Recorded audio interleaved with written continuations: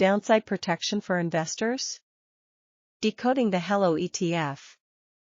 Today we're cracking open the vault on a unique ETF called HELO. Now, this bad boy isn't your average broad market tracker. HELO boasts a fancy options overlay strategy that promises to shield your portfolio from nasty downturns. But is it all sunshine and rainbows? We'll be diving deep into HELO's strategy, comparing it to other low-volatility options, and uncovering some potential risks you might want to consider before jumping in.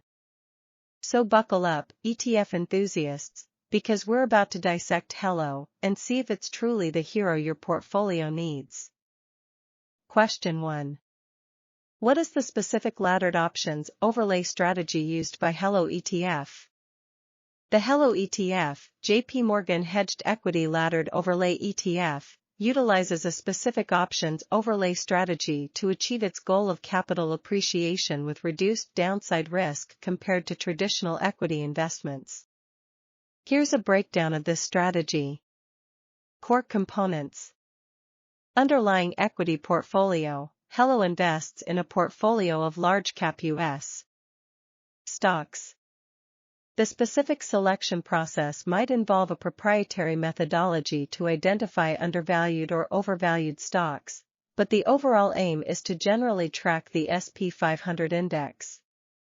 Put options on S&P 500 ETFs. HELO employs a strategy of buying put options on ETFs that track the S&P 500 index. Put options grant the holder the right, but not the obligation, to sell a security at a predetermined price, strike price, by a specific expiry date. The laddering mechanism. Staggered expiry dates. The key aspect of HELO's strategy is the laddered approach to put options. Instead of buying one set of puts expiring at a single date, HELO uses multiple put options with staggered expiry dates. Multiple 3-month periods. The ladder typically consists of 3 tranches of put options, each lasting 3 months. These tranches are staggered by 1 month relative to each other. Here's an illustration. Tranche 1, put options expiring in 3 months, e.g., June 2024. Tranche 2, put options expiring in 4 months, e.g., July 2024. Tranche 3, put options expiring in 5 months, e.g., August 2024. Benefits of laddering. Continuous downside protection. By having expiring puts throughout the year, HELO aims to offer a degree of protection against significant market downturns. If the market falls and the S&P 500 goes below the strike price of the expiring put options, HELO can exercise those puts and sell the underlying S&P 500 ETF at a predetermined price, limiting their losses. Periodic resets and cost management. As each tranche of put options expires, e.g., Tranche 1 in June 2024, HELO can assess market conditions and decide whether to renew the put options or not. This allows for adjustments to the strategy based on market volatility and reduces the ongoing cost of holding options. Trade-offs. Capped upside potential. Put options have a cost associated with them, the option premium. As HELO pays for these puts, it reduces the potential upside gains from a strong market rally. The ETF might not fully capture the entire growth of the underlying stocks or the S&P 500 if it experiences a significant upward trend. Overall, the laddered options overlay strategy in HELO aims to balance potential returns with downside risk mitigation. It offers a way to participate in the equity market while seeking to reduce volatility and potentially generate smoother returns compared to a pure large-cap equity holding. Question 2. How does the cost of the options overlay impact the overall return potential of the HELO ETF? The cost of the options overlay is a crucial factor impacting the overall return potential of the HELO ETF. Here's a detailed explanation of how it affects returns. Impact on upside potential. Option premium. The primary cost associated with the options overlay is the option premium.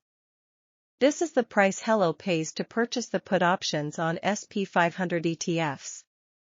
The premium acts as a drag on returns because it represents a sunk cost that isn't recouped unless the put options are exercised. Capped gains. When the market rallies and the underlying stocks or SP 500 index appreciates significantly, HELO's potential gains are capped. Since they've already paid the option premium, a portion of the potential profit from a strong market is lost compared to a pure equity investment. Impact on downside protection. Mitigating losses. The benefit of the option overlay comes into play during market downturns.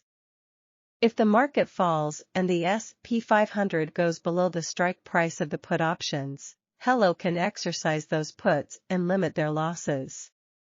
This downside protection comes at the cost of the option premium. Finding the balance.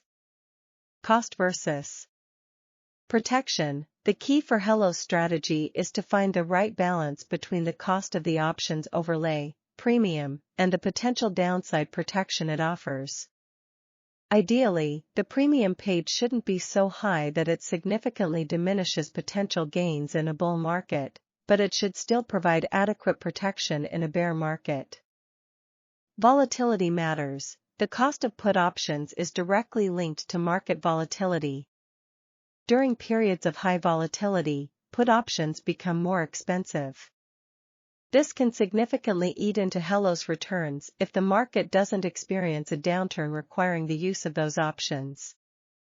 Conversely, in low volatility periods, the option premium might be lower, allowing for potentially higher returns if the underlying stocks appreciate. Additional considerations. Early exercise. In some cases, HELO might have the opportunity to strategically exercise put options before expiry if it benefits their overall return potential. However, this involves careful analysis and may not always be a viable option. Option selection. The strike price and expiry date of the put options also influence the cost and effectiveness of the overlay. Choosing appropriate strike prices balances the cost and the level of protection offered. In conclusion, the cost of the options overlay in HELO is a double-edged sword. It reduces potential gains in a rising market but provides valuable protection against significant losses in a falling market. The effectiveness of the strategy relies on finding the right balance between these two factors and adapting the options selection based on market conditions. Question 3. What are the potential risks of HELO ETF associated with the options overlay, such as basis risk or missed opportunities? HELO ETF's options overlay strategy comes with several potential risks that investors should be aware of. Basis risk. Imperfect hedge. The put options purchased by HELO might not perfectly hedge the underlying equity portfolio. This is known as basis risk. There are two main factors contributing to basis risk. Tracking error. The underlying equity portfolio of HELO might not perfectly track the SP 500 index due to factors like expense ratios and security selection. If the SP 500 falls, but the HELO portfolio doesn't decline as much, the put options might not be fully effective in mitigating losses. Volatility smile. The cost of put options is not always perfectly correlated with the underlying asset's price. During periods of high volatility, known as the volatility smile, put options become more expensive relative to their intrinsic value. This can make the options overlay less effective as the cost might outweigh the potential benefit. Missed opportunities. Capped upside. As discussed earlier, the cost of put options limits HELO's potential gains in a rising market. This is because the option premium acts as a sunk cost that isn't recouped unless the options are exercised. If the market experiences a strong rally, HELO's returns might be lower than a pure equity investment that didn't have this cost. Other potential risks. Early assignment risk. In rare instances, the option writer, the issuer who sold the put options to HELO, might exercise the put options early if the stock price falls significantly below the strike price. This could force HELO to sell the underlying assets at a loss even if they believe in the long-term potential of the stocks. Liquidity risk. The options market, especially for less liquid options contracts, might have lower liquidity compared to the underlying stocks. If HELO needs to unwind its position by selling the put options before expiry, it might face difficulties finding buyers, especially during volatile market conditions. Counterparty risk. The counterparty risk refers to the risk that the issuer of the put options might default on their obligation. While this risk is generally low for reputable institutions, it's still a factor to consider. Mitigating these risks. HELO's management. The effectiveness of the options overlay strategy relies heavily on HELO's management team. Their expertise in selecting appropriate put options, strike price, expiry, and potentially using strategic early exercise can help mitigate some of these risks. Understanding the risks. Investors considering HELO should carefully evaluate their risk tolerance and understand the potential limitations of the options overlay strategy before investing. Overall, the options overlay in HELO offers potential benefits in terms of downside protection, but it comes with trade-offs and risks. Investors should be aware of these risks and how they might impact the overall return potential of the ETF. Question 4.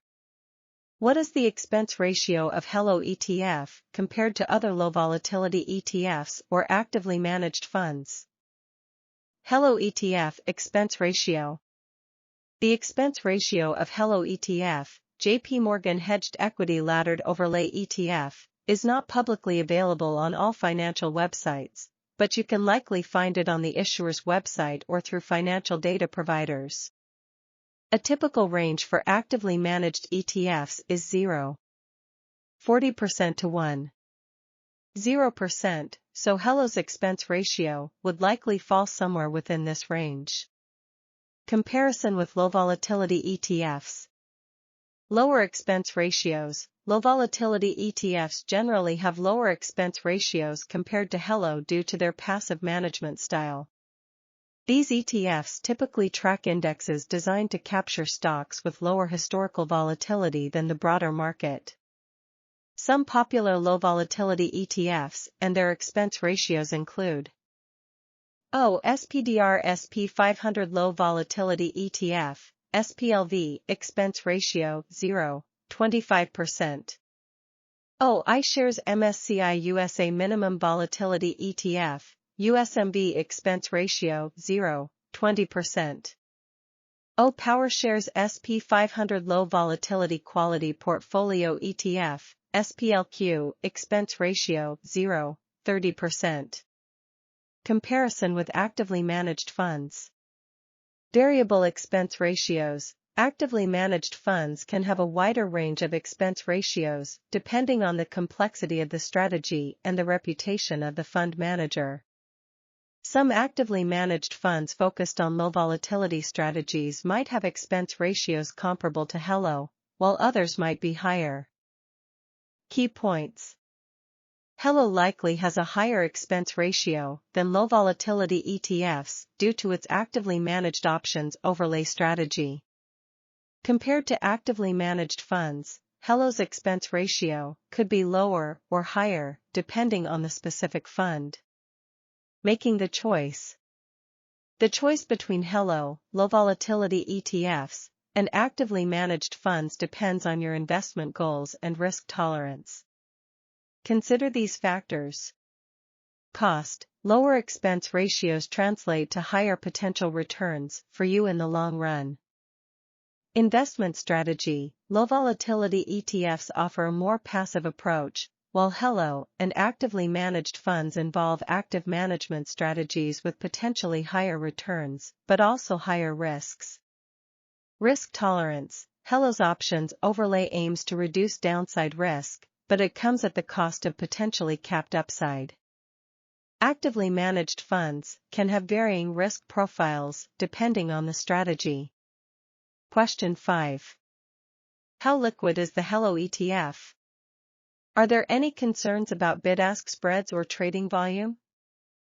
HELO ETF's liquidity is generally considered good, but there are some factors to consider when evaluating its tradability. Overall liquidity. HELO, having over $400 million in assets under management, AUM, as of March 2024, is a relatively sizable ETF. This translates to a higher likelihood of having sufficient trading volume for easy buying and selling.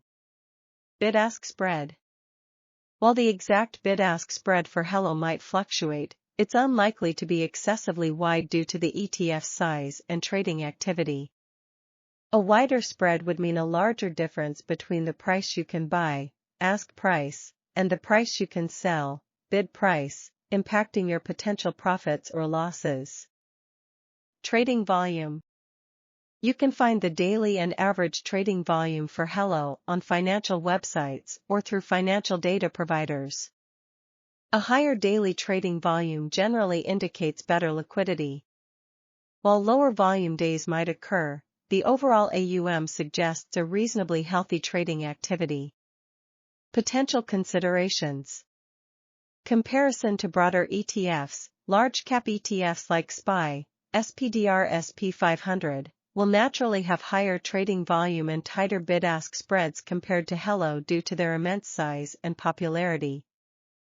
Impact of market conditions. During periods of high market volatility or lower overall trading activity, the liquidity of HELO might be slightly less compared to normal conditions. However, the impact is likely to be moderate due to its AUM size. Overall, HELO ETF is considered a liquid investment with good tradability. While its liquidity might not be as high as some of the largest ETFs, the bid-ask spread and trading volume are generally sufficient for most investors. Question 6. What are the potential downside risks of incorporating HELO ETF into investment portfolio? Incorporating HELO ETF into your investment portfolio offers potential benefits like downside protection, but it also comes with certain downside risks to consider. Risks associated with the options overlay strategy. Limited upside potential. The cost of the put options, option premium, acts as a drag on returns. HELO might not fully capture strong market rallies compared to a pure equity investment because a portion of the gains is used to pay for the options. Basis risk. The put options might not perfectly hedge the underlying equity portfolio. Tracking error. Portfolio not perfectly mimicking the SP500, and volatility smile. Options becoming more expensive than their intrinsic value during high volatility can lead to situations where the put options don't fully offset losses in the equity portfolio. Missed opportunities. If the market experiences a significant upward trend, HELO's return potential might be capped due to the cost of the options overlay. Other potential risks. Higher expense ratio. Compared to low-volatility ETFs that passively track indexes, HELO's actively managed options overlay strategy likely comes with a higher expense ratio, reducing potential long-term returns. Early assignment risk. In rare instances, the issuer of the put options might exercise them early, forcing HELO to sell underlying assets at a loss even if they believe in the long-term potential of the stocks. Liquidity risk. While generally good, HELO's liquidity might be slightly lower than broader ETFs. During volatile market conditions, buying or selling large quantities of HELO shares might be more challenging. Counterparty risk. The risk of the issuer of the put options defaulting on their obligation, although low for reputable institutions, is still a factor to consider. Portfolio considerations. Overall portfolio allocation. HELO can be a suitable addition to a diversified portfolio, but it shouldn't be the sole holding. Consider your risk tolerance and investment goals when determining the appropriate allocation for HELO. Alternatives for downside protection. Low volatility ETFs or other portfolio diversification strategies can also offer downside protection without the limitations of HELO's options overlay. Risk management.